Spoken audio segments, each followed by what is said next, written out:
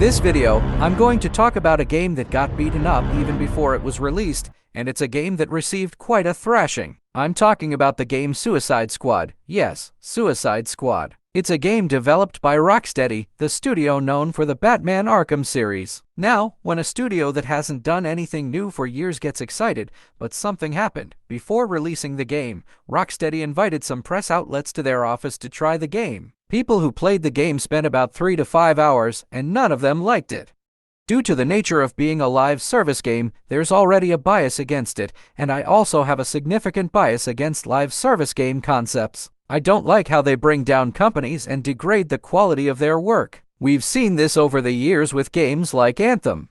With Suicide Squad, due to being a live service game, I had a slight feeling it wouldn't turn out well, but generally, people want it to be enjoyable. However, those who played and tried it didn't give much hope. Before the game's release, IGN played it and titled their review as "We played it and didn't like it." It's a pretty sharp comment from someone who actually played the game. One player, who generally enjoys this genre and even spent long hours playing Avengers, couldn't find any joy in this game. Now, one of the most debated aspects of the game is the HUD. People said the user interface is too crowded and overwhelming, and they are right. It's really crowded and overwhelming. However, giving the game a low score just because of the crowded interface or not giving up on playing the game just for that is something I disagree with. Players didn't seem to be bothered too much by the interface. They were more concerned about other aspects. Now, for a live service game, it's natural for the focus to be on casting characters. Character development must be in the game. The key in developing the character lies in making the action you engage in enjoyable and meaningful. Actually, the number one thing the developer should do is to make the action enjoyable and meaningful when developing a character,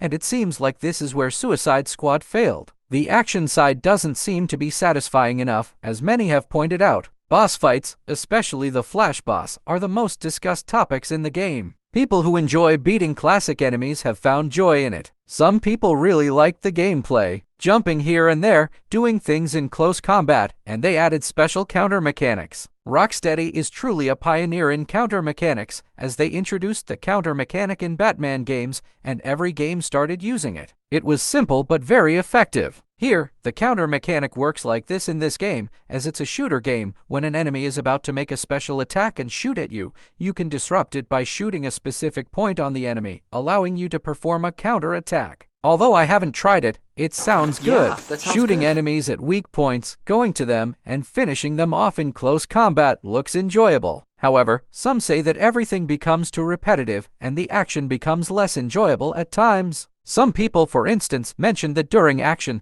attack animations cut off in a way they couldn't understand. Some animations are so long that waiting for them to finish becomes tiring. People who can't feel the fluidity and can't enjoy the gameplay also exist. In a live service game, the gameplay must be enjoyable. If it can't provide that joy, it starts at a disadvantage. With the game's release just around the corner, another issue comes into play, and that's the missions. Because the game has a lot of go do this and similar repetitive missions, as creating a lot of content is challenging, developers might resort to such repetitive and simple things. If you ask if it's not good at all, some people have praised the cutscenes a lot, enjoying the characters' performances and dynamics in those scenes. However, outside of that, you don't feel much about those characters in the remaining parts. There's not much happening in terms of the story, at least when wandering in the open world, they say. Watching the cutscenes is enjoyable, but when you transition to the game, that enjoyment disappears. For the first time in my life, I see a game that's so highly anticipated, even more than Ubisoft games. I hadn't seen so much criticism from both press outlets and players before a game was released,